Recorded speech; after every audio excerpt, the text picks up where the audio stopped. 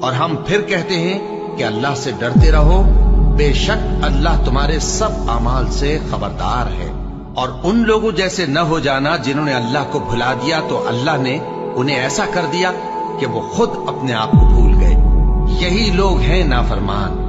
اہل دوزخ اور اہل بہشت برابر نہیں، اہل بہشت ہی کامیابی حاصل کرنے والے ہیں۔ اگر ہم یہ قرآن کسی پہاڑ پر نازل کرتے تو تم اس کو دیکھتے کہ اللہ کے خوف سے دبا اور پھٹا جاتا ہے۔ اور یہ مثالیں ہم لوگوں کے لیے بیان کرتے ہیں تاکہ وہ غور کریں۔